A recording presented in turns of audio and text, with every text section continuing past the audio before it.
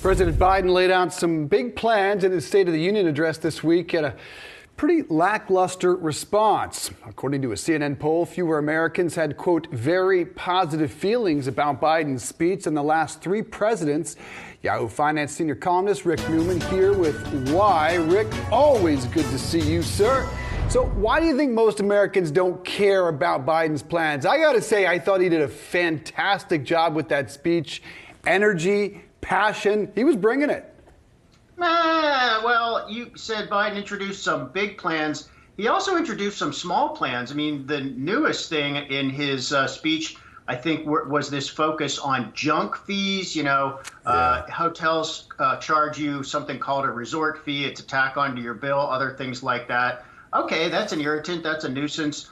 But is this really what he's going to base his 2024 presidential campaign on, assuming he wins? We've seen a lot of data showing people don't even know what Biden has accomplished during the last 2 years, and he has signed a lot of important bills. They don't really know what he stands for the next 2 years. And there's a real disconnect here. I'm a bit puzzled by it, honestly, because we have super low unemployment. Inflation clearly is bumming people out. You guys were talking about that just a moment ago. People just are not giving Biden credit for anything at the moment. So the question is Biden doing a better job than voters seem to think, or is Biden simply out of touch with voters who are in a very sour mood? And on that last point, I didn't see anything on Tuesday that indicated Biden has figured out what the heck is going on with voters. Why are they so bummed out? Why are they so pissed off? So is he going to be able to rally for the next 2 years? I know people thought it was a good speech on Tuesday. I didn't see anything that said to me that Biden is really going to get people fired up during the next 2 years. And I think that's a bad sign if he really does run for re-election in 2024. Well, Rick, he clearly has a messaging issue. If you are advising Biden, you obviously know in and out of what the presidency has been the last 2 years. What does that message then need to be ahead of 2024? So one of the things Biden talked a lot about in his speech at the State of the Union was he kept talking about my plan. Well, many elements of his plan are things that have been part of his plan for the next 2 years, and Democrats couldn't even pass them when Democrats controlled both houses of Congress. So there wasn't enough voter pressure on Democrats when they had the power to pass these Democratic priorities. And I'm talking about things like it's mostly social welfare programs. It's Biden wants free preschool for 3 and 4 year olds. He wants free community college for 2 years for people who qualify.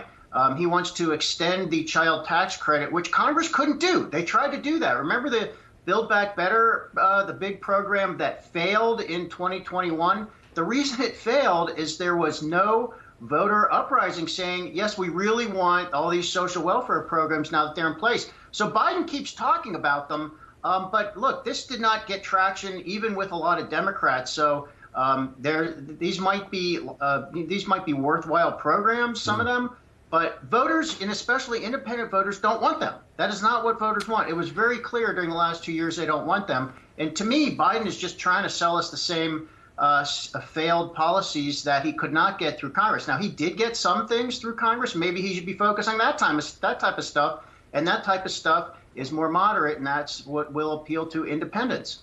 I'd agree with you in terms of laying out his plan. When I say I thought he did a great job in selling his accomplishments and the state of the economy, that first 20 or 30 minutes, he came out pretty strong in selling the true shape. He can't do much about inflation. That is not Biden's problem. It is not something he caused.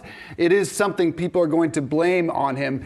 If you were advising the Biden administration, what would you lay out as something that might resonate with the American public? Would it be the infrastructure, which really hasn't been spent yet?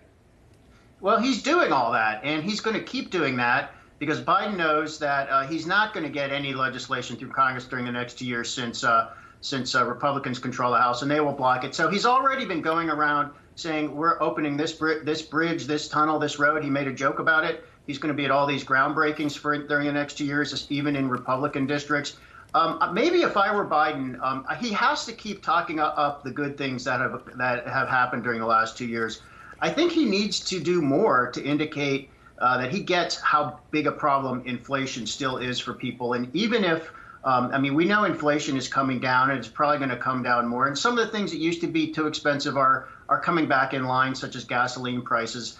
But people still seem scarred by the inflation they've seen during the last years. And I don't have a complete handle on that, Dave. I'm not there. There's a real disconnect here between what the data shows us about the economy and consumer confidence levels. And the most notable thing I saw this week in the economy was a new Gallup survey that showed the highest portion of people since the middle of the Great Recession say they are worse off a year ago. And that is up almost 10 points from the same point in early 2022. Yeah. If I were Biden, I would ask my economic advisors, what is going on there? Why are people so bummed out? I need to find out what people are really upset about and start addressing that, because I don't think he's addressing whatever is really bothering people. Yeah. He is not talking them into believing that the economy is good. Not a good salesman, and his administration is not good at selling their accomplishments. I want to ask you, and he's going to be 82 in 2024. Yep. A lot of reasons they got to look for somebody on the bench. Interesting news from Florida that Disney now, as far as that special tax district, Ron DeSantis has been trying to get a change here. So they're going to have a special board that's going to oversee that special district. So essentially, Ron DeSantis will control that board that oversees Disney and put his thumb on them if they speak out against any social issues. Where is this headed, and is this a national issue that could catapult Ron DeSantis further on the national stage in regard to 24 and ambitions? It seems completely clear that that's what he's trying to do. By coincidence, I was just in Florida during the last 2 days. I just got back this morning. And a lot of people in Florida are talking about what in the world is DeSantis up to. They're even wondering this in Florida. So this is all about social issues, and Disney opposed his education bill, where the so-called Don't Say Gay bill. He's doing this other thing where he's taking over the curriculum of a popular college down there. And he's basically saying, no, you can't do all this liberal arts stuff. He wants to turn it into like a Christian college.